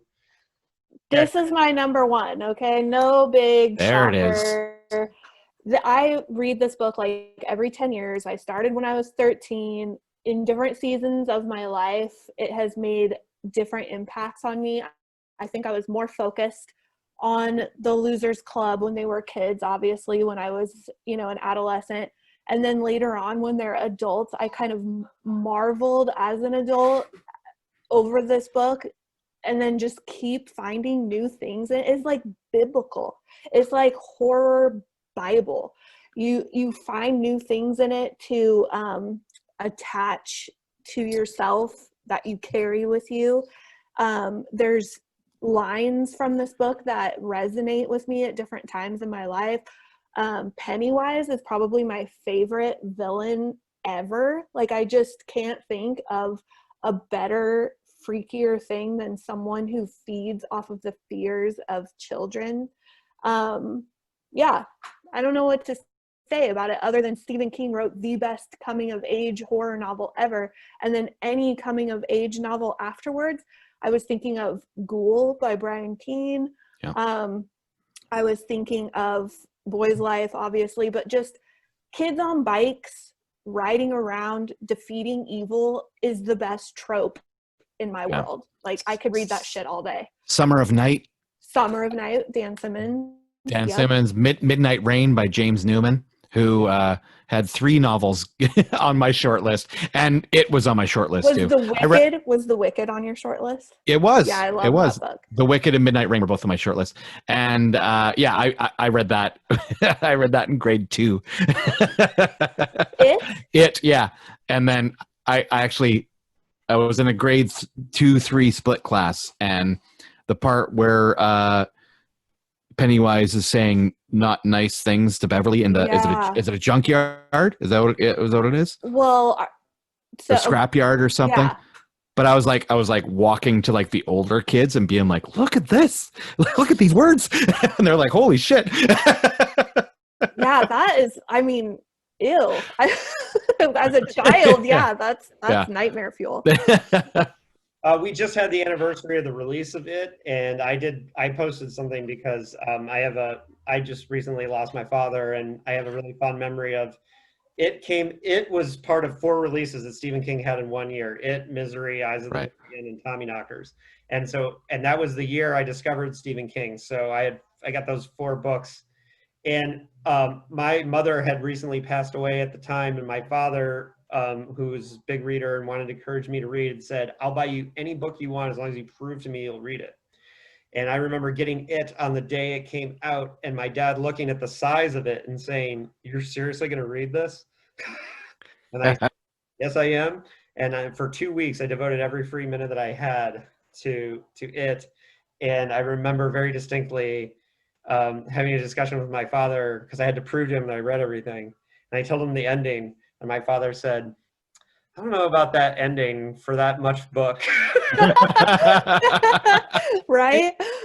And so I just wanted to share that memory because my father's not a novel reader. He's an academic, and he read nothing but nonfiction.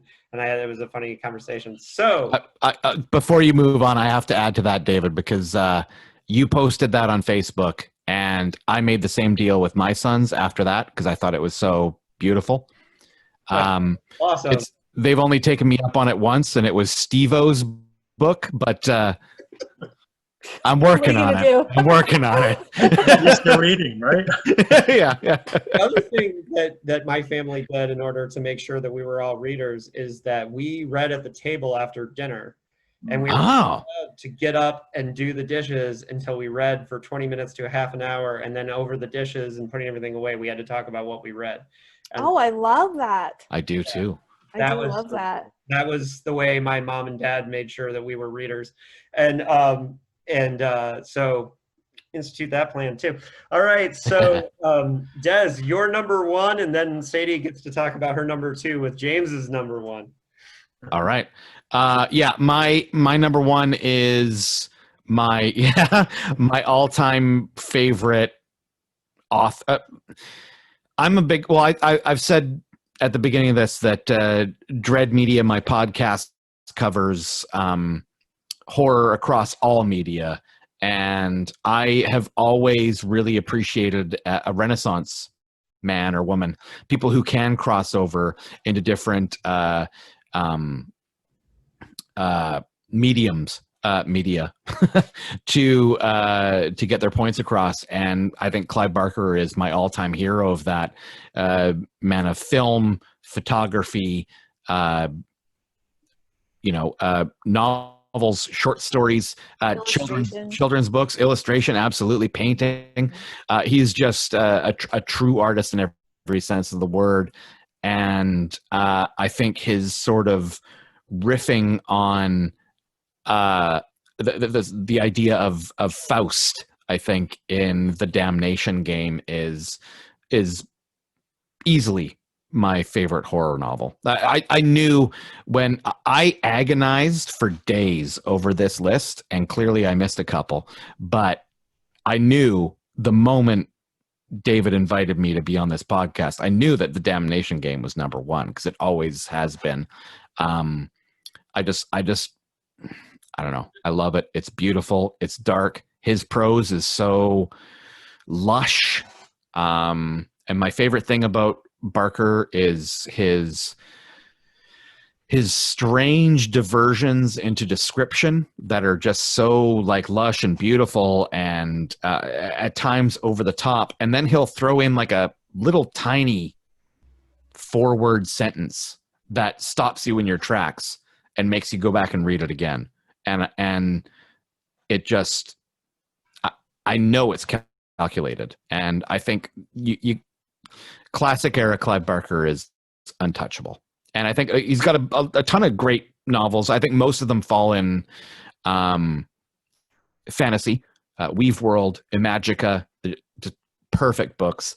But the Damnation Game is just a pure masterpiece for me. And it also came out the same year as it, and was Right. On the bestseller list at the same time of the 4 Stephen King books. And when you went into bookstores at that time, you'd see on the bestseller list like 2 or 3 of those Stephen Kings and Damnation Game there all the time. So yeah, and Stephen King is the guy that helped make Clive Barker with his blurb. There's the future of horror, and he was. All right, so James, your number 1 is The Haunting of Hill House. So why don't we let Sadie go first because that was her number 2. 2, yeah.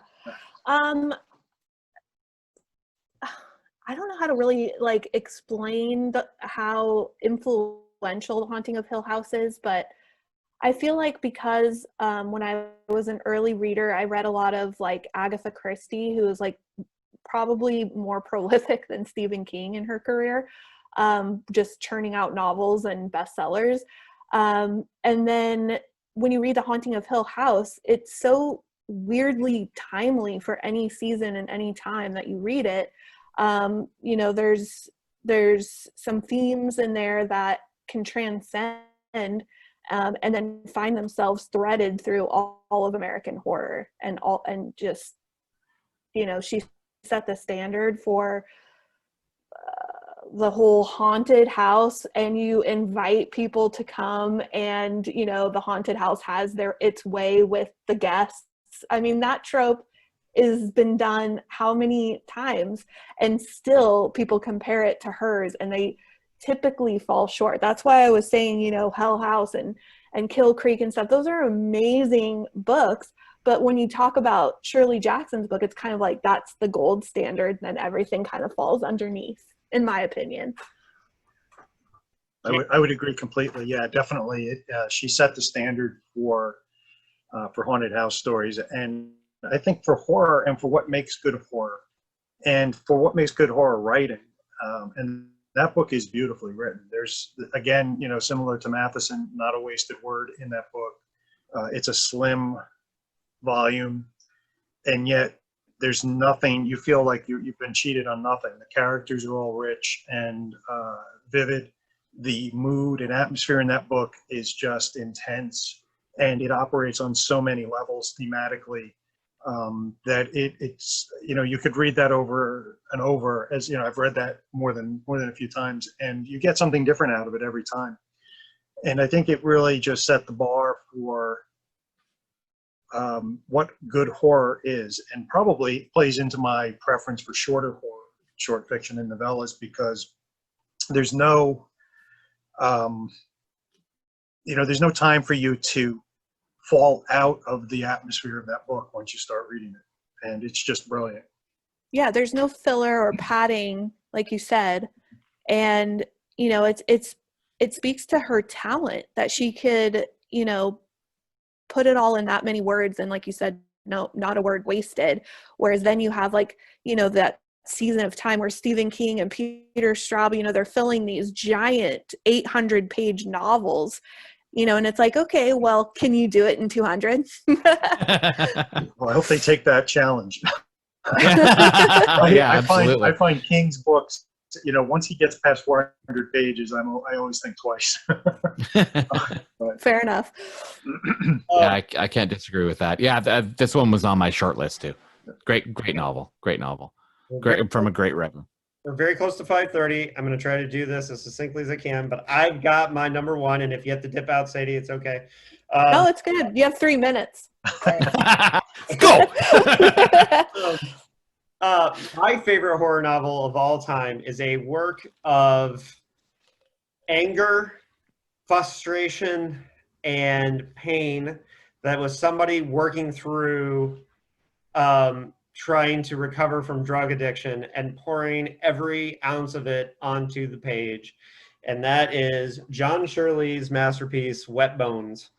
John has not been shy about saying that he was trying to recover from heroin addiction when he wrote Wet Bones. And this is a Lovecraftian body horror serial killer novel with cultists and weirdos, but it is also just it's angry in the way that a punk rock song is angry. This is a short novel. It's only the hardcover is what 265 pages, but the brutal intensity of it is just crazy. It also comments on Hollywood and some of the kind of weird things that are going on there, because John was living in LA at the time when he wrote it. And Wet Bones is a masterpiece of just angry horror fiction. The amount of energy that he's putting into dealing with the drug addiction. Now, the drug addiction is the thing that drives the monster, the killer, the weird aspect of it. And if you don't put yourself into the position of someone who is suffering from drug addiction, this book might not work for you. It might not scare you like it did me. But if you think about the idea of when you see somebody on the street who's been destroyed by drugs and they can barely walk or they don't have the ability to function anymore, this novel is about that monster inside you that cannot be stopped and can demolish a human being to that level. And it is a giant middle finger to the struggle that John was going through when he wrote it. And I think it's incredible. It's a masterpiece. It is completely underrated. I think John has a science fiction masterpiece and a horror masterpiece. His science fiction masterpiece is City Come A-Walkin', which basically was which William Gibson called Cyberpunk Patient Zero. And I think I know other people think this is one of the greatest horror novels ever written. I know Cody Goodfellow agrees with me. He's the one that told me to read it first. And I am evangelical about Wet Bones as being my favorite horror novel of all time. So that's it. Does anybody, why don't we go around and just react to having listened to all this? Sadie, which ones jumped out at you that you hadn't read before that you really... Well, James, what was your number one again? The Haunting of Hill House. Okay, yeah, that's right. Okay, so I haven't read Wet Bones, and I haven't read Damnation Game. I had an incident with Clive Barker where I kind of jumped in at the wrong book. I read Mr. Be Gone as my first one, and I hated it. And then I read The Thief of Always, and I'm really childlike sometimes in my, I love illustrations, and I love The Eyes of the Dragon, and I just love, kids and protagonists. And then so The Thief of Always really kind of won me over with the illustrations and stuff. Cool. Yeah. So then I tried him again. My heart is beating. I'm like, is she going to say The Thief of Always sucks too? No, I love that book. I have it in hard copy. I went and tracked it down and got a really good copy of it. An absolute classic. Love it. Yeah. So he won me over, and then I read Hellbound Heart, and then I read The Books of Blood, and Midnight on the Meat Train was hell yeah, this rocks. So I definitely want to read I Am Legend in October because I'm making my October TBR. And since I'm a reviewer and I have to keep up with all the 2020 stuff, I don't really go back into my back catalog very often because I just don't have the time. So in October and my birthday, I allow myself to read books that are in the back catalog. So I've added, I want to get The Other. I want to just get some Travis Trion. Harvest House or The Other? Which one? Harvest Home. Harvest Home. That's what it was. Either or. It depends. You like folk horror, so you should definitely read Harvest Home. Okay, yeah, because that was on your list too, right, James? Yes. Okay, so I'm gonna get that. I'm gonna get I Am Legend and Exquisite Corpse. Those are on my to-buy list. That's a hell of a list. That's a hell of a list. Yeah. Awesome. In October. Yeah. Des, did you find anything on these lists that you're like, I really got to read? Well, I made a list of what, 12 books? 4, 6, 8, 10. Yeah, 12 books. So Kill Creek, Brother. I've read other Anya Alborn stuff. Seed, right? She wrote Seed. That was her first one. Yeah. Yeah, And that Brother one is really brutal. That one really, it was really great. So yeah, I'm gonna read that. Demons by John Shirley. I've never read. I'm gonna never read. Words are hard. This wasn't on anybody's list, but Dave, you mentioned Dark Gods by Ted Klein. I haven't read that. Last Days by Brian Evanson. I've read a lot of his short fiction. Never read a novel. Kindred by Octavia Butler. Ring Shout looks amazing. Yeah. The Castle of Los Angeles. Suffer the Children. The Stress of Her Regard. Come Closer. In Darkness Waiting. And also this whole conversation just outlined the fact that I have had 2 books on my to be read pile for far too long, and they both stem from that World Horror Convention, David. One is Bird Box and the other is Wet Bones. You told me to read that, so I bought Wet Bones limited edition. I own it. And clearly Josh gave me a copy of Bird Box. I still haven't read it. So those are on my list to get to in January, because I'm dedicating the rest of this year to books from 2020 that I haven't read yet. So yeah, so ones that the Suffer the Children is definitely high on my list of ones that I want to check out. I need to get Thomas Tryon because I've never read that. That is a huge gap in my reading. And then I think A Train Derails in Boston definitely sounds like totally up my alley. I definitely read that. And then the the Clark one. What was the Sadie? Ring Shout. Ring Shout. Yeah. Yes. Yeah, definitely. Yeah. Like if you guys did you guys watch the KK Klansman or the Black Klansman? Black Klansman. I haven't seen it. Yeah. So, I mean, yeah, it's a good theme for right now, and it's a quick read. Cool. All right, James, which ones jumped out at you that you're gonna run out and get? I'm thinking Kill Creek is definitely there. I have a copy of that and just haven't gotten to it, so I'm going to go pull that out. And Last Days by Brian Evanson. I Am the New God by Nicole Cushing. I didn't know about that one, and I need to add that too. I've read. I thought I was current, except for her last one about I can't remember the title exactly. It's something Gray Laugh. Yeah, it's a sick Gray laugh. Laugh. Gray Laugh. Yeah. Right. So I hadn't read that, and I thought, I just have to catch up on one. What a weird book that is, man. Really good too. Yeah. We put that in our Nightworm subscription box, and the reviews were like all over the map for that one. Yeah, I love that. It's part travelogue. Like it makes sense. Like a lot of people are not gonna like it, but it's really good. Cool. So I'm gonna get that on my list. Lambs by Michael Lewis Calvillo. That's on mine too.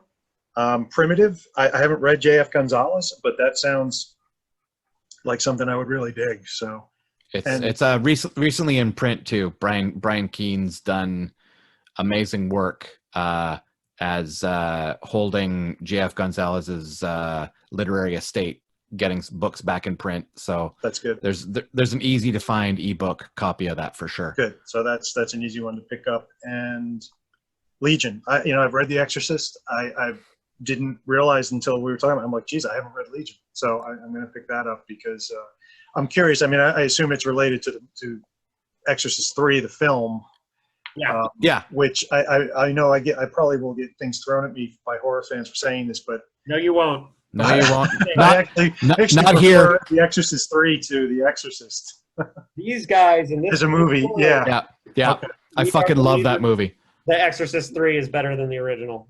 Yeah. Okay. And there sorry, I was just going to say there is no horror gatekeeping. Like there is no horror card that you get punched if you like. I hate that shit. I hate when it's like, well, you're not a horror fan if you haven't read this and that, or it's like, who's the boss here? Like, you know, who decides these things? A bunch of yahoos? That doesn't make sense for me. Well, No. I mean, just our conversation just showed that there's far more good horror than any person can keep up with, and read. There's always going to be something you can get to. So, Right. I'm amazed at this mix of books. It's just such a great list. And if this was a top 10 horror movies list, then Exorcist 3 would be high up on my list, and it's a pale imitation of the book. Oh, okay, cool. Yeah. Cool. Yeah, the book is incredible. Legion is an incredible book, and the paperback has the greatest cover of all time. Absolutely. Oh, I have it. I just picked it up too. Yeah, yeah. It's like kind of foily. Yeah. Nice. It's buried back here, but it has the best like in-out like hole in the thing. Yeah, it does. Yeah. Very cool. Folks, you guys were great. This was a really excellent discussion. I think people are really going to have fun and enjoy like the depth of knowledge of the genre between the three of you was exactly what I was looking for. This was a dream panel for me because I knew this group would bring it with this list. So I really appreciate everyone's time. So let's just go around and tell people how they can find you if they've made it this far. Sadie. Yeah, you can find me on Twitter, Mother Horror, and also Instagram at Mother Horror. Also, nightworms.com is our book subscription company. We are currently taking pre-orders for a really awesome package coming in November. That's how you can find me. Des. Well, Des is low on cash at the moment, but he might subscribe to Nightworms. Also, I host the Dread Media podcast, dreadmedia.com, at Dread Media on Twitter.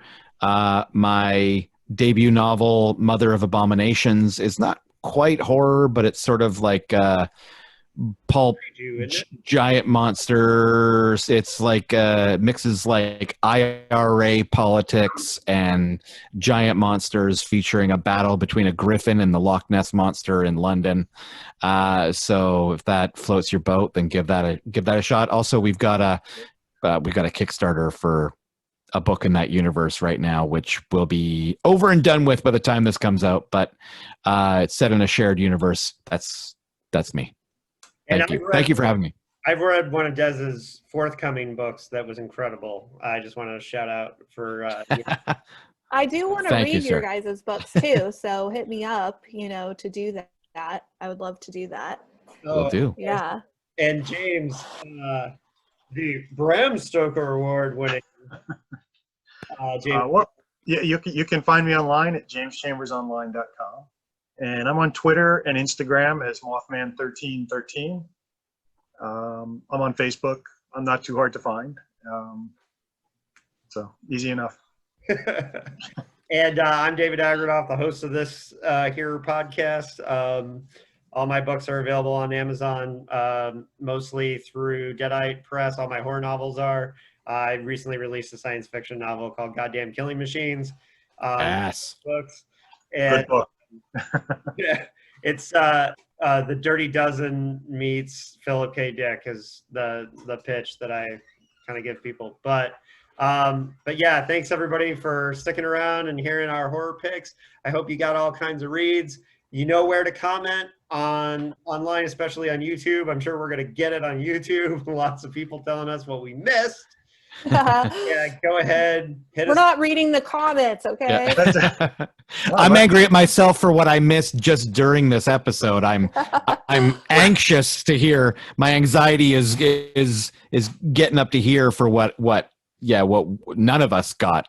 So, yeah. Yeah, there are a couple of authors that came to mind that none of us picked. So I'm waiting for someone to call us on Peter Straub. Oh, I know. Yikes. Yeah, you won't get me with Straub. Yeah, that's another podcast. Yeah, all right. So, folks, thanks for joining us on Postcards from a Dying World, and we'll see you next time.